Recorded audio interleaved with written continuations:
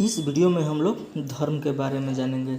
सबसे पहले जैन धर्म के बारे में। धर्म जैसे जैन धर्म, बौद्ध धर्म, इस्लाम धर्म, पारसी धर्म, ये सब जितना है, ईसाई धर्म, उन सब के बारे में। तो जैन धर्म से हम शुरू करते हैं।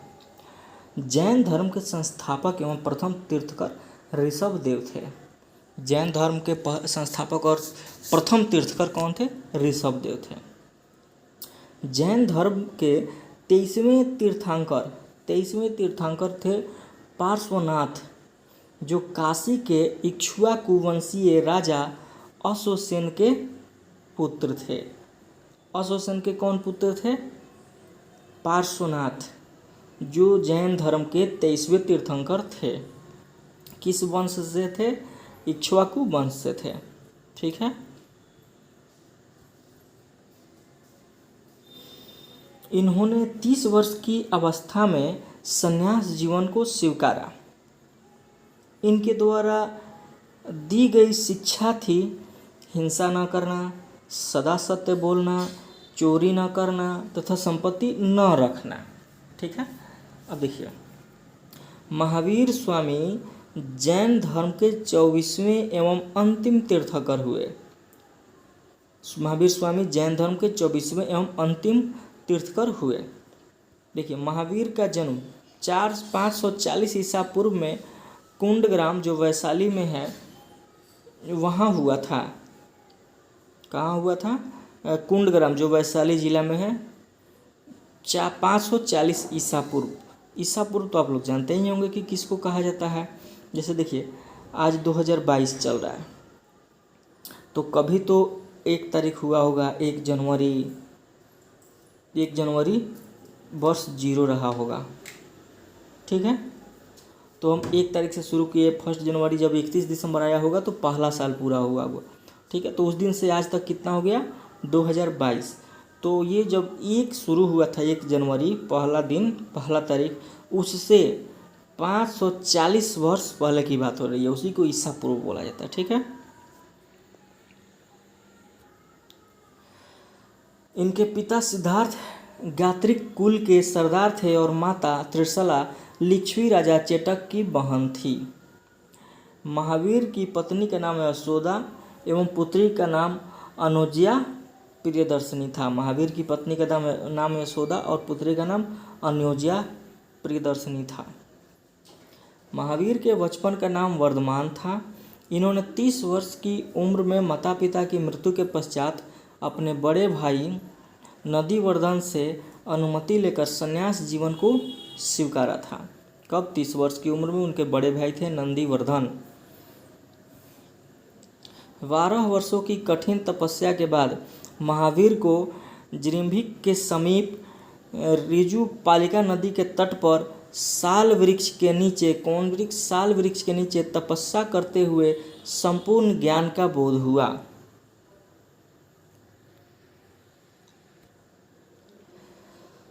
ऋजुपालिका नदी के तट पर साल वृक्ष के नीचे तपस्या करते हुए संपूर्ण ज्ञान का बोध हुआ, यानी उनको ज्ञान हुआ। जैसे बौद्ध धर्म में जब पढ़ेंगे महात्मा बुद्ध के बारे में, बुद्ध गया में, इसी समय से महावीर जिन यानी विजेता, अरहत पूज्य और निर्ग्रंथ बंधनहीन कहलाए।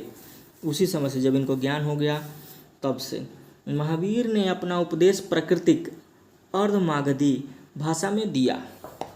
महावीर के अनुयायियों को मूलतः निग्रंथ कहा जाता है। जो इनके अनुयायी थे महावीर के, उनको निग्रंथ कहा जाता है। महावीर के प्रथम अनुयायी उनके दामाद प्रियदर्शिनी के पति जामिल बने। जो जामिल थे महावीर के दामाद, वो उनके पहले अनुयायी बने। जैन धर्म भिक्षुनी नरेश दधिवाहन की पुत्री चंपा थी। प्रथम जैन भिक्षुनी कौन थी? नरेश दधिवाहन की पुत्री चंपा थी। महावीर ने अपने शिष्यों को 11 गंधर्वों में विभाजित किया था। 11 गंधर्वों में। कितने गंधर्वों में? 11। आर्य सुधर्मा, ये कौन? आर्य सुधर्मा अकेला ऐसा गंधर्व था जो महावीर की मृत्यु के बाद भी जीवित रहा, जो जैन धर्म का प्रथम थेरा या मुख्य उपदेशक हुआ। प्रथम थेरा या उपदेशक जो उनकी विचारों महावीर के विचारों के जगह जगह पहुंचाया उपदेश दे करके। स्वामी महावीर के भिक्षुणी संघ की प्रधान चंदना थी। जो भिक्षुणी संघ था उनका, जैसे भिक्षु तो पुरुष हो गए, भिक्षुणी महिला, तो उस संघ की प्रधान चंदना थी। चलिए अब जानते हैं प्रमुख जैन तीर्थकर और उनके प्रतीक चिन्ह। जैन तीर्थकर के नाम एवं क्रम, प्रतीक चिन्ह। जैन तीर्थकर के नाम एवं क्रम, प्रतीक चिन्ह। ठीक है,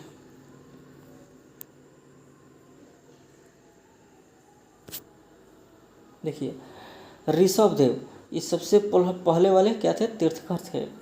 और इनका क्या था प्रतीक चिन्ह? सांड। दूसरे कौन थे? अजीतनाथ द्वितीय, इनका प्रतीक चिन्ह था हाथी। संभव, ये तृतीय तीर्थंकर थे, इनका प्रतीक था घोड़ा। संपाश्वर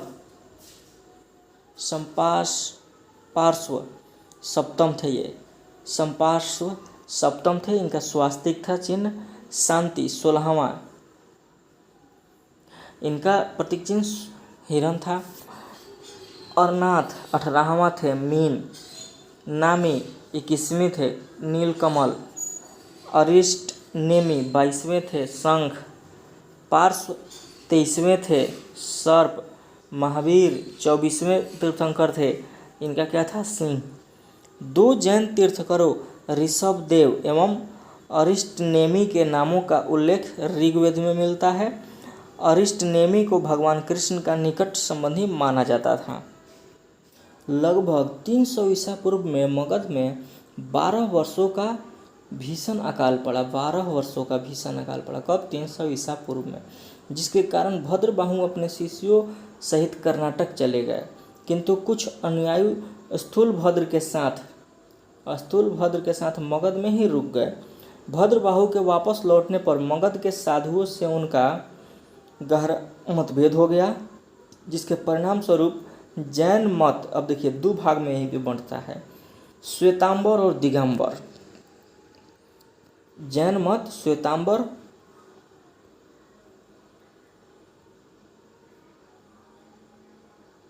एवं दिगंबर दो संप्रदायों में बट गया। स्थूलभद्र के शिष्य श्वेतांबर श्वेत वस्त्र धारण करने वाले एवं भद्रबाहु के शिष्य दिगंबर नग्न रहने वाले कहलाए। आजकल आप लोग यूट्यूब पे देखते होंगे जैन मुनि, तरुण सागर, कौन कौन जो आते हैं, थोड़ा ऐसे ही बिना कपड़ों के ही रहते हैं, प्रवचन देते हैं, कभी कभी टेलीविज़न पे भी आते हैं वही। अब देखिए जैन संगीतियाँ। संगीति, वर्ष, स्थल और अध्यक्ष। प्रथम संगीति 300 ईसा पूर्व, इसका स्थान कहाँ था? पाटलिपुत्र। अध्यक्ष कौन थे? स्थूलभद्र। द्वितीय संगीति 6ठी शताब्दी यानी ईसा पूर्व के बाद, 600 ईसा पूर्व के बाद, ये पूर्व वाले बाद मतलब इधर से पहले नहीं, ईसा पूर्व के पहले नहीं, बाद में, यानी आज से जैसे 2022 चल रहा है तो वो 6ठी शताब्दी यानी शताब्दी 100 का होता है, तो जो 600 ईस्वी चल रहा होगा तब की बात है ये। यानी द्वितीय कब हुआ? वल्लभी थे, जो कहाँ अभी वल्लभी स्थल जगह है गुजरात में, वहाँ क्षमा श्रवण अध्यक्ष थे इसके। अब देखिए जैन धर्म के त्रिरत्न हैं, सम्यक दर्शन, सम्यक ज्ञान और सम्यक आचरण। ये त्रिरत्न है जैन धर्म का। त्रिरत्न के अनुशीलन में निम्न 5 महाव्रतों का पालन अनिवार्य है: अहिंसा, सत्यवचन, अस्तेय, अपरिग्रह एवं ब्रह्मचर्य। इस त्रिरत्न के अनुशीलन में ये 5 को महाव्रत को पालन करना पड़ता है। जैन धर्म में ईश्वर की मान्यता नहीं है। जैन धर्म में आत्मा की मान्यता है। महावीर पुनर्जन्म एवं कर्मवाद में विश्वास करते थे। कर्मवाद और पुनर्जन्म। जैन धर्म के सप्तभंगी ज्ञान के अन्य नाम स्यादवाद एवं अनेकांतवाद है। जैन धर्म ने अपने आध्यात्मिक विचारों को सांख्य दर्शन से ग्रहण किया। अब देखिए जैन धर्म मानने वाले कुछ राजा थे: उदयन, वंद राजा चंद्रगुप्त मौर्य, कलिंग नरेश, खारवेल, राष्ट्रकूट राजा राजा अमोघ वर्ष, चंदेल शासक, ये लोग जैन धर्म को मानने वाले थे। मैसूर के गंग वंश के मंत्री चामुंड के प्रोत्साहन से कर्नाटक के श्रवणबेलगोला में 10वीं शताब्दी के मध्य भाग में विशाल बाहुबली की मूर्ति गोमतेश्वर की मूर्ति का निर्माण किया गया। कहाँ? मैसूर के गंग वंश के मंत्री चामुंड के प्रोत्साहन से। खजुराहो में जैन मंदिरों का निर्माण चंदेल शासकों द्वारा किया गया। मौर्योत्तर युग में मथुरा जैन धर्म का प्रसिद्ध केंद्र था। मथुरा कला का संबंध जैन धर्म से है। मथुरा युग में जो कला का है उसका संबंध जैन धर्म से है। जैन तीर्थंकरों की जीवनी भद्र बाहु द्वारा रचित कल्पसूत्र में है। यानी जैन जितने भी तीर्थंकर हुए उनकी जीवनी भद्र बाहु ने जो लिखा उस कल्पसूत्र उसमें है। 72 वर्ष की आयु में महावीर की मृत्यु यानी निर्माण कहा जाता है। यानी 468 ईसा पूर्व में बिहार राज्य के पावापुरी जो अभी राजगीर में है वहाँ पे हुई थी उनकी मृत्यु। मल्ल राजा सृष्टिपाल के राज प्रसाद में महावीर स्वामी को निर्वाण प्राप्त हुआ था। अब आइए अब जानेंगे हम लोग बौद्ध धर्म के बारे में। यहाँ देखिए बौद्ध धर्म। बौद्ध धर्म के संस्थापक गौतम बुद्ध थे। इन्हें एशिया का ज्योतिपुंज लाइट ऑफ एशिया कहा जाता है। बुद्ध के जीवन से संबंधित बौद्ध धर्म के प्रतीक घटना जैसे जन्म, इसका क्या प्रतीक है? कमल एवं सांड का। गृह त्याग, इसका मतलब उसका प्रतीक क्या है? घोड़ा। घोड़ा देखे तो समझे गृह त्याग। ज्ञान यानी पीपल का पेड़ देखे बोधि वृक्ष तो समझे कि ज्ञान। निर्वाण जो घटना है उसको क्या मतलब? पद चिन्ह जा रहे हैं। मृत्यु यानी स्तूप। गौतम बुद्ध का जन्म 563 ईसा पूर्व में कपिलवस्तु के लुम्बिनी नामक स्थान पर हुआ था। इनके पिता शुद्धोधन शाह के गण के मुखिया थे। इनकी माता माया देवी की मृत्यु इनके जन्म के 7वें दिन में ही हो गई। इनका लालन पालन इनकी सौतेली माँ प्रजापति गौतमी ने किया। इनके बचपन का नाम सिद्धार्थ था। गौतम बुद्ध का विवाह 16 वर्ष की अवस्था में यशोधरा के साथ हुआ। इनके पुत्र का नाम राहुल था। अब देखिए वो घर क्यों छोड़े थे, इसी में मिलेगा। सिद्धार्थ जब कपिलवस्तु की सैर पर निकले तो उन्होंने निम्न 4 दृश्यों को देखा। सबसे पहले क्रमशः का मतलब लगातार इसी क्रम में बुढ़ा व्यक्ति, एक बीमार व्यक्ति, शव एवं एक सन्यासी को देखा। सांसारिक समस्याओं से व्यथित होकर सिद्धार्थ ने 29 वर्ष की अवस्था में गृह त्याग किया, जिसे बौद्ध धर्म में महाभिनिष्क्रमण कहा जाता है। गृह त्याग करने के बाद सिद्धार्थ यानी बुद्ध ने वैशाली की आलार कलाम से सांख्य दर्शन की शिक्षा ग्रहण की। आलार कलाम सिद्धार्थ के प्रथम गुरु हुए। यानी जो आलार कलाम थे ये सिद्धार्थ के प्रथम गुरु थे, यही उनको शिक्षा दिए सांख्य दर्शन का।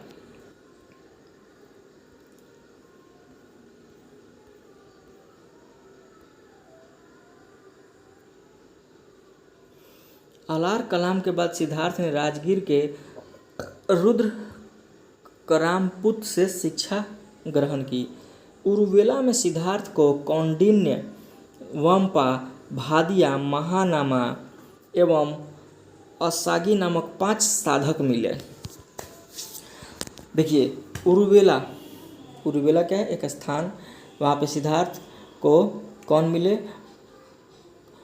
कौंडिन्य, वप्पा, भादिया, महानामा, असागी नामक 5 गो साधक मिले जो साधना कर रहे थे।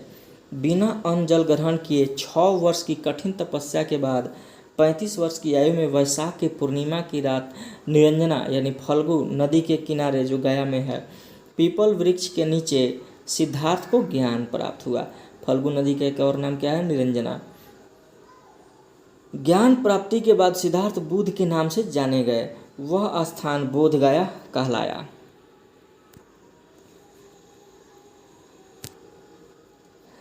बुद्ध ने अपना प्रथम उपदेश सारनाथ ऋषिपतनम में दिया, जिसे बौद्ध ग्रंथों में धर्म चक्र प्रवर्तन कहा गया है। बुद्ध ने अपने उपदेश जनसाधारण की भाषा पाली में दिए। जनसाधारण की जो भाषा पाली थी उसी भाषा में अपना उपदेश दिए। बुद्ध ने अपने उपदेश कौशल, वैशाली, कौशाम्बी एवं अन्य राज्यों में दिए, लेकिन सर्वाधिक उपदेश कौशल देश की राजधानी श्रावस्ती में दिए। इनके प्रमुख अनुयायी शासक थे बिंबिसार, प्रसेनजीत, उदयन।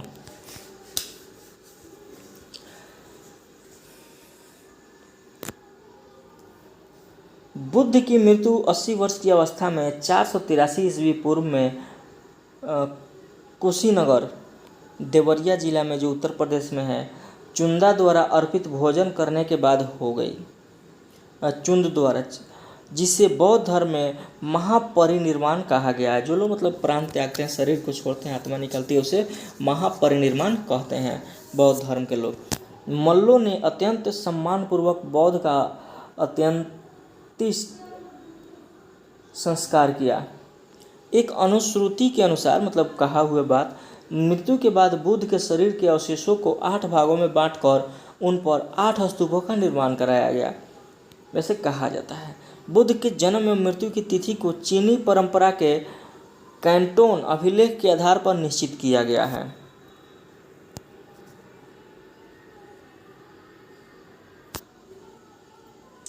बौद्ध धर्म के बारे में हमें विशद ज्ञान त्रिपिटक, विनय पिटक, सूत्र पिटक एवं अभिदम्भ पिटक से प्राप्त होता है।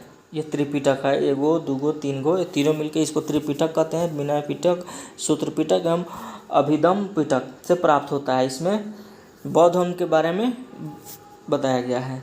तीनों पिटकों की भाषा कौन सी है? पाली है। बौद्ध धर्म मूलतः अनीश्वरवादी है। ईश्वरवादी नहीं, अनीश्वरवादी। इसमें आत्मा की परिकल्पना भी नहीं है, इसमें आत्मा की बात ही नहीं है, लेकिन जैन धर्म में है। बौद्ध धर्म में पुनर्जन्म की मान्यता है, जैन धर्म में भी है। तृष्णा को क्षीण हो जाने की अवस्था को ही बुद्ध ने निर्वाण कहा है। अब तृष्णा को क्षीण हो जाने की अवस्था, देखिए, जो भी मन में लालसा है, किसी चीज़ के प्रति लोभ, लालच है, बंधन है, भौतिक जीवन से आप जुड़े हैं, वो जब खत्म हो गया तो इसका मतलब समझ लीजिए कि निर्वाण हो गया।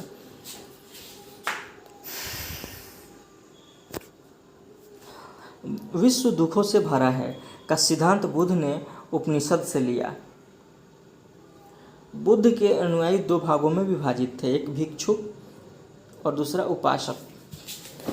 देखिए, बौद्ध धर्म के प्रचार के लिए जिन्होंने संन्यास ग्रहण किया उन्हें भिक्षुक कहा जाता है, और गृहस्थ जीवन व्यतीत करते हुए बौद्ध धर्म अपनाने वालों को उपासक कहा जाता है। और कुछ लोग संन्यास जीवन, जो साधु महात्मा बन के मठ इस सब पे घूमते फिरते रहते हैं, भिक्षुक हैं, मतलब मांगेंगे, खाएंगे, तपस्या करेंगे, कल्याण के, समाज के कल्याण करेंगे। कुछ लोग गृहस्थ जीवन बिताएंगे, शादी विवाह करेंगे, बच्चे उत्पन्न करेंगे, ये सब। आप फिर भी ये सब करते हुए भी बौद्ध धर्म को अपनाते हैं, मानते हैं, उनको उपासक कहा जाता है। बौद्ध संघ में सम्मिलित होने के लिए न्यूनतम आयु सीमा 15 वर्ष थी। बौद्ध संघ में प्रविष्ट होने को उपसंपदा कहा जाता था। बौद्ध धर्म के त्रिरत्न है, बुद्ध, धम्म एवं संघ। ये बौद्ध धर्म के क्या है? त्रिरत्न है। आइए अब बौद्ध धर्म की जो सभाएं हुई उसके बारे में जानते हैं। कौन सी सभा हुई, कब हुई, किसका शासनकाल था, कौन अध्यक्ष थे। देखिए, बौद्ध धर्म सभाएं, सभा, समय, स्थान, अध्यक्ष और शासनकाल। प्रथम बौद्ध संगीति कब हुई थी? 483 ईसा पूर्व। कहाँ पे? राजगृह में। ये अध्यक्ष कौन थे? महाकश्यप। और किनके शासनकाल में? अजातशत्रु। द्वितीय बौद्ध संगीति 383 ईसा पूर्व में हुआ। ये वैशाली में हुआ था, और इसके अध्यक्ष थे साबाकामी, और इसका कालाशोक उसके शासनकाल का है ये। तृतीय बौद्ध संगीति कब हुआ? 255 ईसा पूर्व, पाटलिपुत्र में हुआ था। मोगलिपुत 30 इसके अध्यक्ष थे। ये किसके समय में हुआ था? अशोक, सम्राट अशोक। चतुर्थ बौद्ध संगीति ये हुआ था ईस्वी की प्रथम शताब्दी में। जब शुरू होता है ना 100 करके, तो पहला 100 साल के भीतर में। ये कुंडलवन कौन थे, कहाँ पे हुआ था? कुंडलवन में। वसुमित्र और अश्वघोष इसके अध्यक्ष थे और कनिष्क के शासनकाल में हुआ था ये। ठीक है। चतुर्थ बौद्ध संगीति के बाद बौद्ध धर्म 2 भागों में हीनयान और महायान में विभाजित हो गया। इसमें भी 2 गो है, जैसे जैन धर्म में था। बौद्ध धर्म के महायान का आदर्श बोधिसत्व तो है। अब बोधिसत्व दूसरे के कल्याण को प्राथमिकता देते हुए अपने निर्वाण में विलंब करते हैं। हीनयान का आदर्श अरहत पद को प्राप्त करना है। जो व्यक्ति अपनी साधना से निर्वाण की प्राप्ति करते हैं उन्हें अरहत कहा जाता है। जो दूसरे के लिए काम करे, जिंदा रहे, वो बोधित्व। और जो लोग मतलब अपनी साधना के लिए जो हम कर रहे हैं, तपस्या कर रहे हैं, अच्छा काम कर रहे हैं, वो अरहत पद कहा जाता है।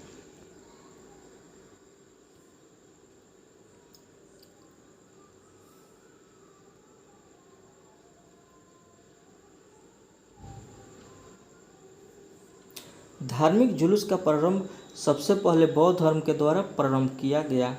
बौद्धों का सबसे पवित्र त्यौहार वैशाख पूर्णिमा है, जिसे बुद्ध पूर्णिमा के नाम से जाना जाता है।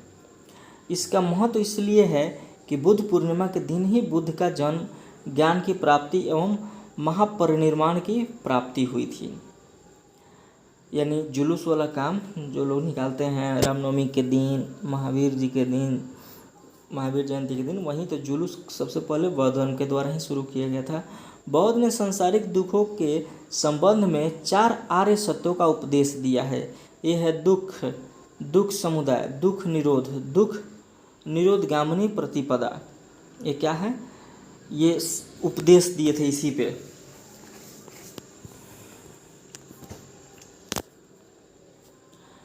इस सांसारिक दुखों से मुक्ति हेतु बुद्ध ने अष्टांगिक मार्ग की बात कही। ये साधन है सम्यक दृष्टि, सम्यक संकल्प, सम्यक वाणी, सम्यक कर्मांत, सम्यक आजीव, सम्यक व्यायाम, सम्यक स्मृति, सम्यक समाधि।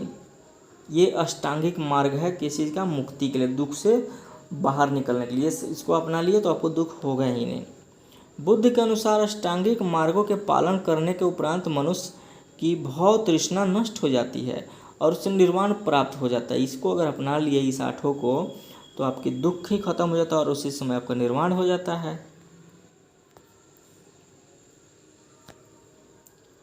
निर्वाण बौद्ध धर्म का परम लक्ष्य है, जिसका अर्थ है दीपक का बुझ जाना, मर जाना, सीधी बात है। अर्थात जीवन मरण चक्र से मुक्त हो जाना, यानी ना आप जन्म लेंगे और ना ही मरेंगे, यानी ना। तो यही बात श्री कृष्ण जी गीता में कहते हैं कि जब आदमी ना किसी पाप करता है ना पुण्य करता है, यानी वो हमेशा इससे परे होता है, जन्म और मृत्यु के बंधन से मुक्त हो जाता है, उसका जन्म ही नहीं होता। जो ना किसी के ऊपर एहसान करता है ना किसी का लेता है। देखिए, बुद्ध ने निर्वाण प्राप्ति को सरल बनाने के लिए निम्न 10 शीलों पर बल दिया है। मैंने निर्वाण प्राप्ति के लिए सरल रास्ता: अहिंसा, सत्य, अस्तेय, चोरी न करना, अपरिग्रह, किसी प्रकार की संपत्ति न रखना, मद सेवन न करना, असमय भोजन न करना, सुखप्रद बिस्तर पर नहीं सोना, धन संचय न करना, स्त्रियों से दूर रहना और नृत्य गान आदि से दूर रहना। इस सब चीज़ों से वंचित रहते हैं, जैसा ये कहा गया है, वो कहे हैं, उपदेश दिए हैं, वैसा मानते हैं, तो आप मतलब निर्वाण को जल्दी प्राप्त कर सकते हैं। जल्दी क्या मतलब, सरल तरीके से प्राप्त कर सकते हैं। देखिए, गृहस्थों के लिए केवल 5 शील तथा भिक्षुओं के लिए केवल 10 शील मानना अनिवार्य है। जो लोग गृहस्थ हैं वो 5 को माने और जो लोग भिक्षुक हैं उनको 10 को मानना होगा। बुद्ध ने मध्यम मार्ग, मध्यमा प्रतिपद का उपदेश दिया। अनीश्वरवाद के संबंध में बौद्ध धर्म एवं जैन धर्म में समानता है। देखिए, जैसे ईश्वर को नहीं मानना, ये बौद्ध धर्म में भी है और जैन धर्म में भी है। जातक कथाएं प्रदर्शित करती है कि बोधिसत्व का अवतार मनुष्य रूप में भी हो सकता है तथा पशुओं के रूप में भी। ये जातक कथाओं के अनुसार, मतलब जो लोग बौद्ध को मानते हैं, बोधित्व के रूप में पुनर्जन्मों की दीर्घ श्रृंखला के अंतर्गत बुद्ध ने शाक्य मुनि के रूप में अपना अंतिम जन्म प्राप्त किया, किंतु इसके उपरांत मैत्रेय तथा अन्य अनाम बुद्ध अभी अवतरित होने शेष हैं। सर्वाधिक बुद्ध मूर्तियों का निर्माण गांधार शैली के अंतर्गत किया गया, लेकिन बुद्ध की प्रथम मूर्ति संभवतः मथुरा कला के अंतर्गत बनी थी।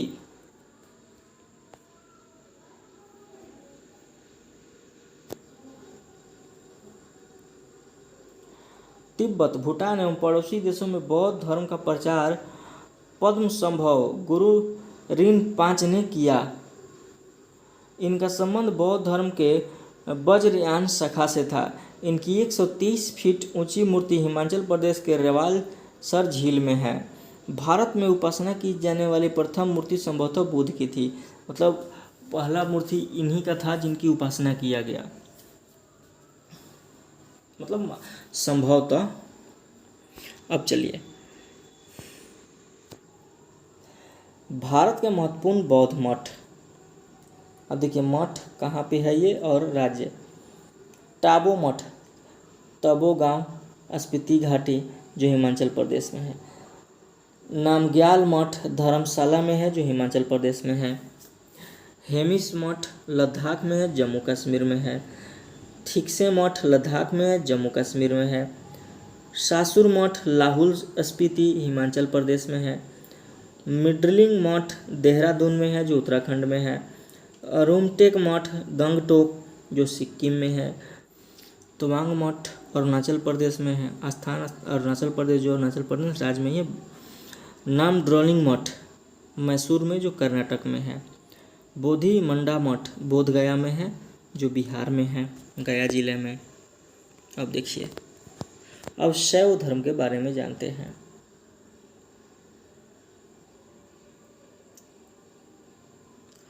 शैव धर्म भगवान शिव की पूजा करने वालों को शैव एवं शिव से संबंधित धर्म को शैशव धर्म कहा गया है, शैव धर्म कहा गया है।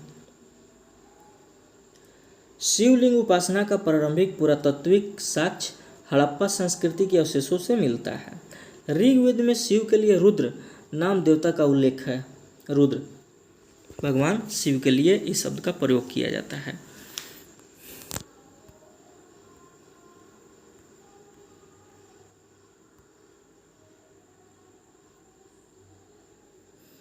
अथर्ववेद में शिव को भव, सर्व, पशुपति एवं भूपति कहा गया है। लिंग पूजा का पहला स्पष्ट दर्शन मत्स्य पुराण में मिलता है, जो शिवलिंग हम लोगों का होता है ऐसे, तो इसका उल्लेख कहाँ पे है? मत्स्य पुराण में। महाभारत के अनुशासन पर्व से भी लिंग पूजा का वर्णन मिलता है। रुद्र के पत्नी के रूप में पार्वती का नाम तैत्तिरीय अरण्यक में मिलता है, मतलब रुद्र के पत्नी पार्वती का नाम, यानी भगवान शिव की पत्नी पार्वती, इनके रूप में रुद्र की पत्नी के रूप में ये तैत्तिरीय अरण्यक में मिलता है। शिव की पत्नी की सौम्य रूप है पद्मा, पार्वती, उमा, गौरी एवं भैरवी। या वामन पुराण में शैव संप्रदाय की संख्या 4 बताई गई है। शैव संप्रदाय की कितनी संख्या? पाशुपत, कपालिक, कलामुख, लिंगायत। पाशुपत संप्रदाय शैवों का सर्वाधिक प्राचीन संप्रदाय है। इसके संस्थापक लकुलिश थे, जिन्हें भगवान शिव के 18 अवतारों में से एक माना जाता है। लकुलिश थे, कौन थे इसके संस्थापक? पशुपति संप्रदाय के, और भगवान शिव के 18 अवतारों में से एक माना जाता है इनको।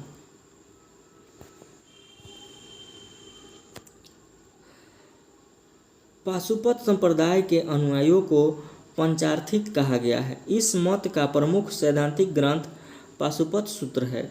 श्रीकर पंडित एक विख्यात पाशुपत आचार्य थे। अब देखिए, अब संप्रदाय और संस्थापक, थोड़ा इनके बारे में भी जान लेते हैं कि कौन संप्रदाय, उसके कौन थे संस्थापक। आजीवक, मखली पुत्र गोसाल। अब ये संप्रदाय घोर अक्रियावादी संप्रदाय, पूरन कश्यप थे इसके संस्थापक। या दृक्षवाद संप्रदाय आचार्य अजित थे। भौतिकवाद संप्रदाय पकुद कंचायन थे। अनिश्चयवादी संप्रदाय संजय वेठलीपुत्र थे। अब देखिए, कपालिक संप्रदाय के इष्ट देव भैरव थे। कपालिक संप्रदाय के इष्ट देव भैरव थे। इस संप्रदाय का प्रमुख केंद्र श्री शैल नामक स्थान था। जो कपालिक संप्रदाय था इसका प्रमुख केंद्र क्या था? श्री शैल।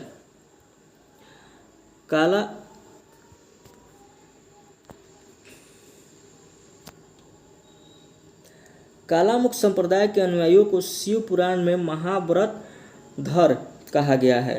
इस संप्रदाय के लोग नर कपाल में ही भोजन, जल तथा सूरापान करते हैं और साथ ही अपने शरीर पर चिता की भस्म मलते हैं। ये कौन है लोग? कालामुख संप्रदाय, जिसको अघोरी हम लोग कहते हैं, और उसको और भी क्या कहा जाता है? नागा बाबा। लिंगायत संप्रदाय दक्षिण में प्रचलित था। इन्हें जंगम भी कहा जाता था। इस संप्रदाय के लोग शिवलिंग की उपासना करते थे। शून्य संपादने लिंगायतों की मुख्य धार्मिक ग्रंथ है। बसव पुराण में लिंगायत संप्रदाय के प्रवर्तक अल्प प्रभु तथा उनके शिष्य वासव को बताया गया है। इस संप्रदाय को वीर शिव संप्रदाय भी कहा जाता है।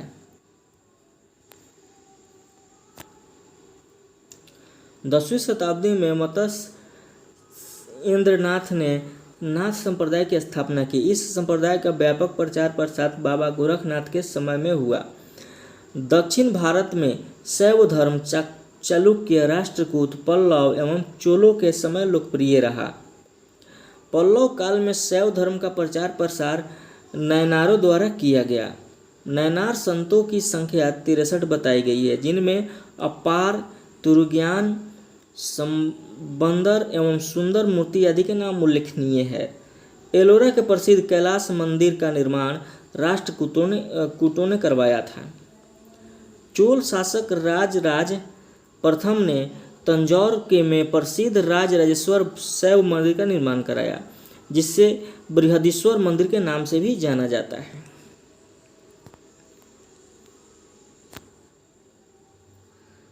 कुषाण शासकों की मुद्राओं पर शिव एवं नंदी का एक साथ अकन प्राप्त होता है। अब देखिए नोट में कुछ कह रहा है। पशुपतिनाथ मंदिर, जो नेपाल की राजधानी काठमांडू से 3 किलोमीटर उत्तर पश्चिम में बागमती नदी के किनारे देवपाटन गांव में स्थित एक शिव मंदिर है। नेपाल के धर्मनिरपेक्ष राष्ट्र बनने से पहले यह मंदिर राष्ट्रीय देवता भगवान पशुपतिनाथ का मुख्य निवास माना जाता था। इस मंदिर परिसर को सन 1979 में यूनेस्को विश्व सांस्कृतिक विरासत स्थल के रूप में सूचीबद्ध किया गया है। मुख्य मंदिर का निर्माण वास्तुकला की नेपाली पैगिड़ा शैली में हुआ है। ठीक है। वैष्णव धर्म के विषय में प्रारंभिक जानकारी उपनिषदों से मिलती है। इसका विकास भगवत धर्म से हुआ। नारायण के पूजक मूलतः पंचरात्र कहे जाते थे। वैष्णव धर्म के प्रवर्तक कृष्ण थे, जो वृष्ण कबीले के थे और जिनका निवास स्थान मथुरा था।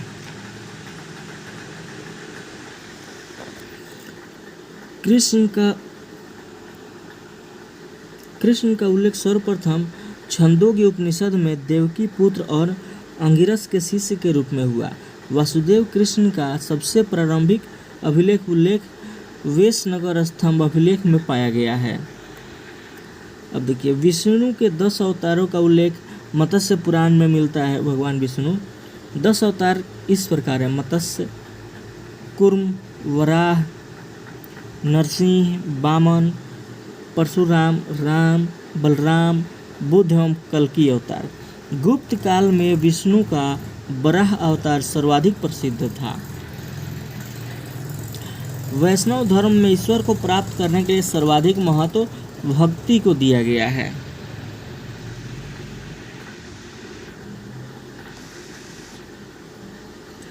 नोट, भगवान विष्णु के सुदर्शन चक्र में 6 तिलियाँ हैं। भगवान विष्णु के हाथ में जो सुदर्शन चक्र है उसमें 6 गो तिलियाँ है बस। जैसे हमारे तिरंगा के बीच में जो तिली होता है उसमें 24 गो होता है तिली।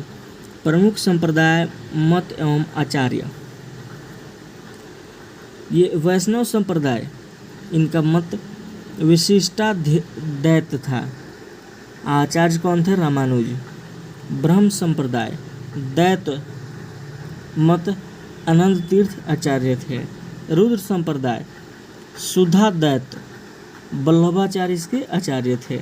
सनक संप्रदाय, दैताद्वैत निम्बार्क इनके आचार्य थे। अब देखिए प्रमुख संप्रदाय, संस्थापक एवं पुस्तक।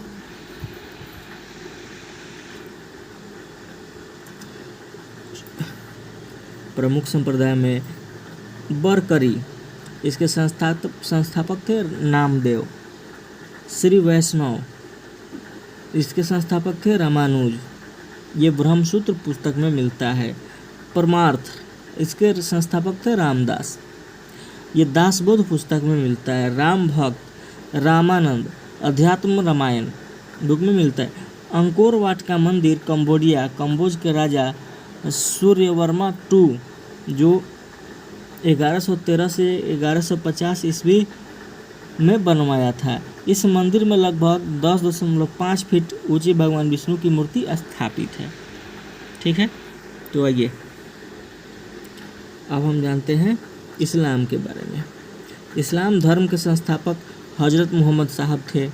हजरत मोहम्मद साहब का जन्म 570 ईसा पूर्व में मक्का में प्रमुख कुरैश कबीले में हुआ था। उनके पिता का नाम अब्दुल्ला और माता का नाम अमीना था। उनका लालन पालन उनके चाचा अबू तालिब ने किया था। हजरत मोहम्मद साहब को 610 ईस्वी में मक्का के पास हीरा नामक गुफा में ज्ञान की प्राप्ति हुई। 24 सितंबर 622 ईस्वी को पैगंबर के मक्का से मदीना की यात्रा इस्लाम जगत में मुस्लिम संवत हिजरी संवत के नाम से जाना जाता है। देखिए मोहम्मद की शादी 25 वर्ष की अवस्था में खदीजा नामक विधवा के साथ हुई।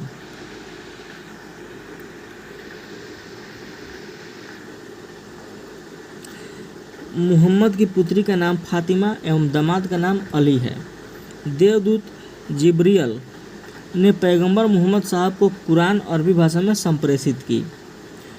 यानी जो देवदूत जो जिब्रियल थे वो पैगंबर मोहम्मद को कुरान भेंट दिए थे मतलब कुरान इस्लाम धर्म का पवित्र ग्रंथ है।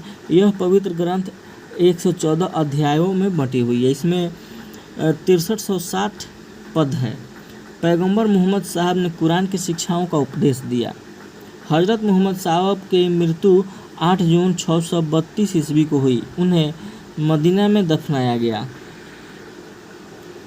मोहम्मद साहब की मृत्यु के बाद इस्लाम सुन्नी तथा शिया नामक 2 पंथों में विभाजित हो गया।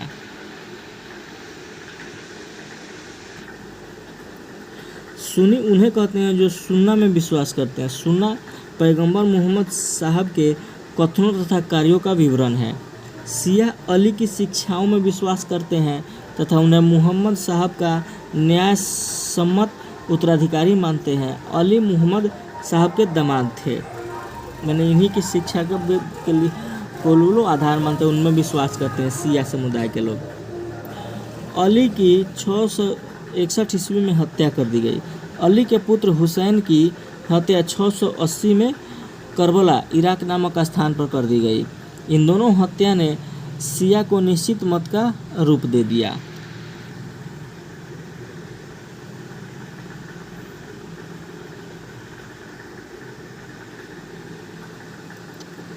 पैगंबर मोहम्मद साहब के उत्तराधिकारी खलीफा कहलाए। जो उनके उत्तराधिकारी थे उनको खलीफा कहा जाता है। इस्लाम जगत में खलीफा पद 1924 ईस्वी तक रहा। 1924 ईस्वी में इसे तुर्की के शासक मुस्तफ़ा कमाल पाशा ने समाप्त कर दिया। इब्न इसाक ने सर्वप्रथम पैगंबर साहब का जीवन रचित लिखा। किसने उनका पैगंबर साहब का जीवन का जो लिखा आत्मकथा? इब्न इसाक ने।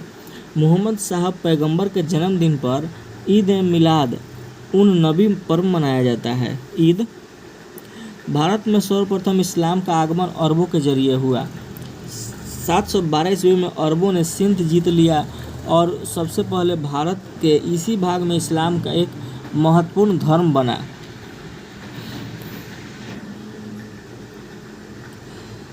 देखिए नोट क्या कर रहे हैं। नमाज के दौरान मुसलमान मक्का की तरफ मुंह करके खड़े होते हैं।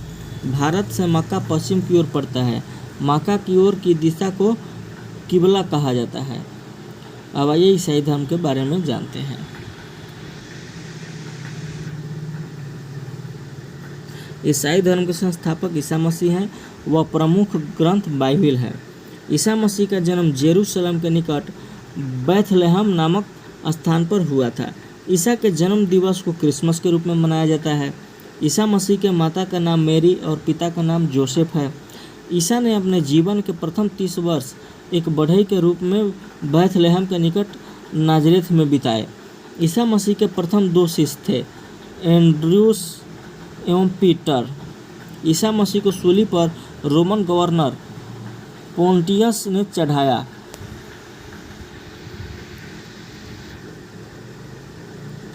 ईसा मसीह को 33 ईस्वी में सूली पर चढ़ा दिया गया। ईसाई धर्म का सबसे पवित्र चिन्ह क्रॉस है। ईसाई त्रित्व में विश्वास रखते हैं और त्रित्व क्या है? ईश्वर पिता, ईश्वर पुत्र यानी ईसा और ईश्वर पवित्र आत्मा। नोट 12वीं शताब्दी से फ्रांस में आरंभिक भवनों की तुलना में अधिक ऊंचे व हल्के चर्चों का निर्माण प्रारंभ हुए। यानी चर्च कब 12वीं शताब्दी में बनना शुरू हुआ। वास्तुकला की यह शैली गोथिक नाम से जानी जाती है। इस वास्तुकलात्मक शैली के सर्वोत्कृष्ट उदाहरणों में एक पेरिस का नॉट्रे-डेम चर्च है। आइए अब पारसी धर्म के बारे में जानते हैं। पारसी धर्म के पैगंबर जरथुस्त्र ईरानी थे। इनके शिष्यों का संकलन जिंदा अवेस्ता नामक ग्रंथ में है, जो पारसियों का धार्मिक ग्रंथ है। इनकी मूल शिक्षा का सूत्र है सद्विचार, सद्वचन, सद्कार्य। इसके अनुयायी एक ईश्वर अहुर को मानते हैं। इस धर्म के अनुयायियों को अग्नि पूजक भी कहा जाता है। मगध राज्य का उत्कर्ष। मगध के सबसे प्राचीन वंश के संस्थापक बृहद्रथ था। इसकी राजधानी कहाँ थी? गिरिब्रज, जो राजगृह में है। जरासंध बृहद्रथ का पुत्र था। हर्यक वंश के संस्थापक बिंबिसार मगध की गद्दी पर 544 ईसा पूर्व बौद्ध ग्रंथों के अनुसार बैठा था। वह बौद्ध धर्म का अनुयायी था। कौन? बिंबिसार। मगध की गद्दी पर कब बैठा? 544 ईसा पूर्व में। यह प्रथम भारतीय राजा था जिसने प्रशासनिक व्यवस्था पर बल दिया। ये भारत का पहला ऐसा राजा था जो प्रशासनिक व्यवस्था पर बल दिया। प्रशासनिक व्यवस्था जैसे आजकल डीएम एसपी है वो वाला। बिंबिसार ने ब्रह्मदत्त को हराकर अंग राज को मगध में मिला लिया। बिंबिसार ने ब्रह्मदत्त को हराया और अंग को अपने राज्य में मिला लिया। बिंबिसार ने राजगृह का निर्माण कर उसे अपनी राजधानी बनवाया। बिंबिसार ने मगध पर करीब 52 वर्षों तक शासन किया। मगध पर कितने साल तक शासन किया बिंबिसार? 52 वर्ष तक। महात्मा बुद्ध की सेवा में बिंबिसार ने राजवैद्य जीवक को भेजा।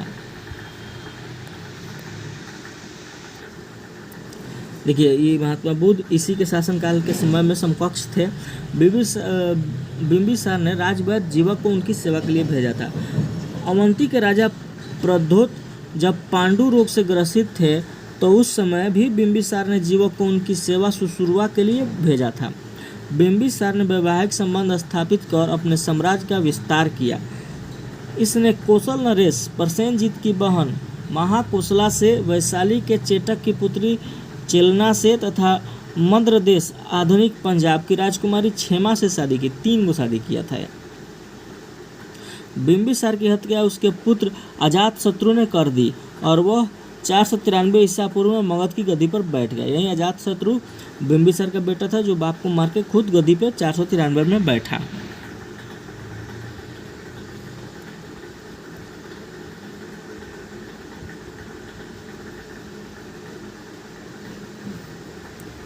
अजातशत्रु का उपनाम कुणिक था। वह प्रारंभ में जैन धर्म का अनुयायी था।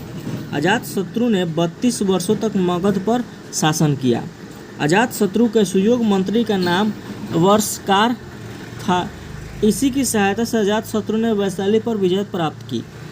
461 ईसा पूर्व में अपने पिता की हत्या कर उदयन मगध की गद्दी पर बैठा। अब देखिए, ये उदयन अपने पिता को मार दिया और खुद राजा बन गया। उदयन ने पाटली ग्राम की स्थापना की। वह जैन धर्म का अनुयायी था। हर्यक वंश का अंतिम राजा उदयन का पुत्र नागदशक था। ये किस वंश का? हर्यक वंश। नागदशक को उसके अमात्य शिशुनाग ने 412 ईसा पूर्व में अपदस्थ करके मगध पर शिशुनाग वंश की स्थापना की। अब हर्यक वंश के बाद शिशुनाग वंश।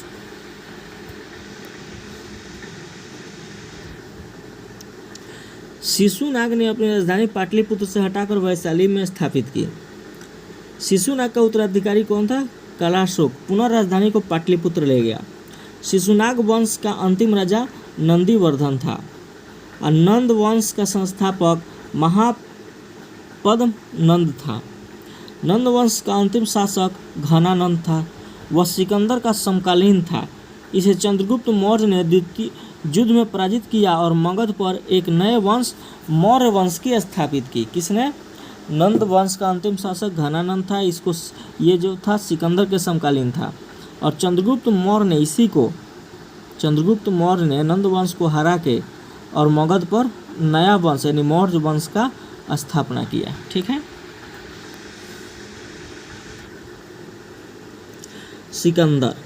सिकंदर का जन्म 356 ईसा पूर्व में हुआ। सिकंदर के पिता का नाम फिलिप था। फिलिप 359 ईसा पूर्व में मकदूनिया का शासक बना। कहाँ का? मकदूनिया का। इसकी हत्या 329 ईसा पूर्व में कर दी गई। सिकंदर अरस्तु का शिष्य था। सिकंदर ने भारत विजय का अभियान 326 ईसा पूर्व में प्रारंभ किया। सिकंदर का सेनापति सेल्यूकस निकेटर था। सिकंदर को पंजाब के शासक पोरस के साथ युद्ध करना पड़ा, जिसे हाइडेस्पीज युद्ध या झेलम का युद्ध के नाम से जाना जाता है। सिकंदर की सेना ने व्यास नदी के पश्चिमी तट पर पहुंचकर उसे पार करने से इनकार कर दिया। सिकंदर स्थल मार्ग द्वारा 325 ईसा पूर्व भारत से लौट गया। सिकंदर की मृत्यु 323 ईसा पूर्व में बेबीलोन में 33 वर्ष की अवस्था में हो गई। सिकंदर का जल सेनापति था निर्याकस। सिकंदर का प्रिय घोड़ा बहु केफला था। इसी के नाम पर इसने झेलम नदी के तट पर बहु केफला नामक नगर बसाया। जैसे महाराणा प्रताप के घोड़े का नाम चेतक था।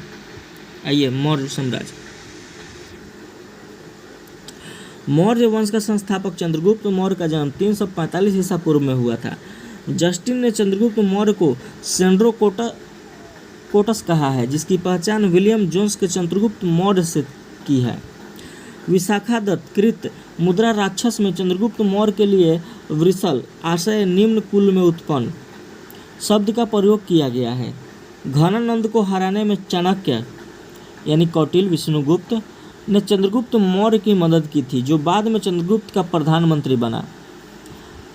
इसके द्वारा लिखित पुस्तक अर्थशास्त्र है, जिसका संबंध राजनीति से है। चंद्रगुप्त मगध की राजगद्दी पर 322 ईसा पूर्व में बैठा था। चंद्रगुप्त जैन धर्म का अनुयायी था।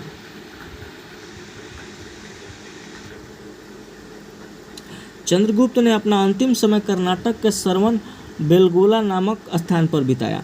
चंद्रगुप्त ने 305 ईसा पूर्व में सेल्यूकस निकेटर को हराया। सेल्यूकस निकेटर ने अपनी पुत्री कर्नेलिया की शादी चंद्रगुप्त मौर्य के साथ कर दी और युद्ध की संधि शर्तों के अनुसार 4 प्रांत काबुल, कंधार, हेरात एवं मकरान चंद्रगुप्त को दे दिए।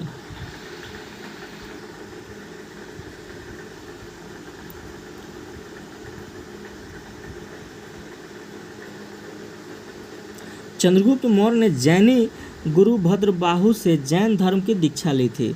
मेगास्थनीज सेल्यूकस निकेटर का राजदूत था, जो चंद्रगुप्त के दरबार में रहता था। ये मेगास्थनीज मेगास्थनीज द्वारा लिखी गई पुस्तक इंडिका है। मेगास्थनीज के अनुसार सम्राट का जनता के सामने आने के अवसरों पर शोभा यात्रा के रूप में जश्न मनाया जाता है। उन्हें एक सोने के पालकी में ले जाया जाता है। उनके अंगरक्षक सोने और चांदी से अलंकृत हाथियों पर सवार रहते हैं। कुछ अंगरक्षक पेड़ों को लेकर चलते हैं। इन पेड़ों पर प्रशिक्षित तोतों का झुंड रहता है जो सम्राट के सिर के चारों तरफ चक्कर लगाता रहता है। राजा सामान्यतः हथियारबंद महिलाओं से घिरे होते थे।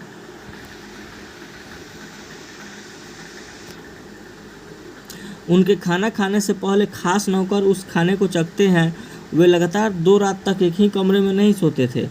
पाटलिपुत्र के बारे में, पाटलिपुत्र एक विशाल प्राचीर से घिरा है जिसमें 570 बुर्ज और 64 द्वार है।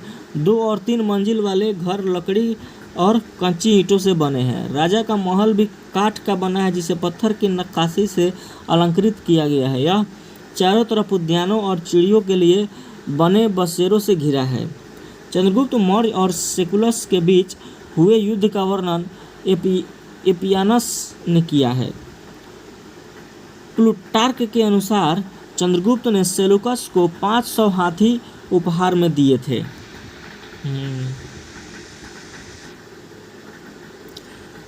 चंद्रगुप्त मौर्य की मृत्यु 298 ईसा पूर्व में श्रवण बेलगोला में उपवास के द्वारा हुई। चलिए बिंदुसार को पहले जो पढ़े थे बिंबिसार था, अभी बिंदुसार है।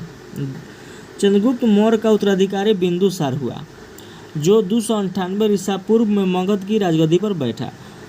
अमित्रघात के नाम से बिंदुसार जाना जाता है। अमित्रघात का अर्थ है शत्रु विनाशक। बिंदुसार आजीवक संप्रदाय का अनुयायी था। देखिए नोट, अशोक पहले ब्रह्म धर्म का अनुयायी था। कल्हण के राजतरंगिणी से पता चलता है कि वह शैव धर्म का उपासक था। निग्रोध के प्रवचन सुनकर उससे बौद्ध धर्म को अपना लिया। ये अशोक। वायु पुराण में बिंदुसार को भद्रसार या वारिसार कहा गया है। स्ट्रैबो के अनुसार सीरियन नरेश एंटियोकस ने बिंदुसार के दरबार में डाइमेकस नामक राजदूत भेजा। इसे ही मेगास्थनीज का उत्तराधिकारी माना जाता है। जैन ग्रंथों में बिंदुसार को सिंहसेन कहा गया है। बिंदुसार के शासनकाल में तक्षशिला, सिंधु एवं झेलम नदी के बीच में हुए 2 विद्रोहों का वर्णन है। इस विद्रोह को दबाने के लिए बिंदुसार ने पहले सुसीम को और बाद में अशोक को भेजा।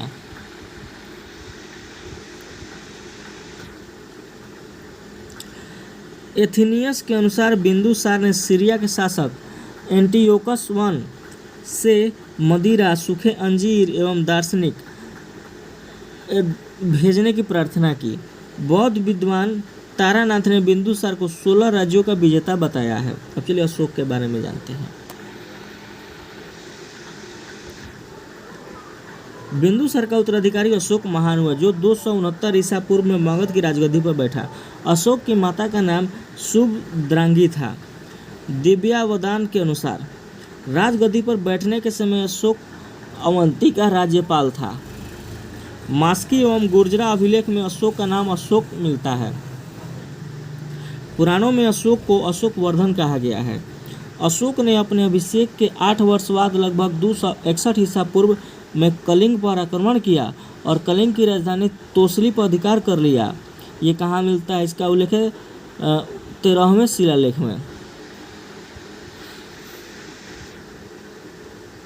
प्लिनी का कथन है कि मिस्र का राजा फिलाडेल्फस टॉलमी II ने पाटलिपुत्र में डियानिसियस नाम का एक राजदूत भेजा था अशोक के दरबार में।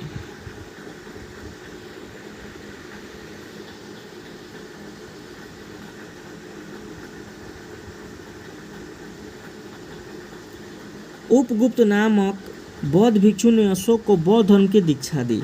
नोट, आजीवक संप्रदाय की स्थापना मखली गोसाल ने की थी। अशोक एक उपासक के रूप में अपने राज्याभिषेक में के 10वें वर्ष बोध गया की, 12वें वर्ष निगाली सागर की एवं 20वें वर्ष में लुम्बिनी की यात्रा की। अशोक ने आजीवकों को रहने हेतु बराबर की पहाड़ियों में 4 गुफाओं का निर्माण करवाया जिनका नाम कर्ज, चोपार, सुदामा तथा विश्व झोपड़ी था। अशोक के पौत्र दशरथ ने आजीविकों को नागार्जुन गुफा प्रदान की।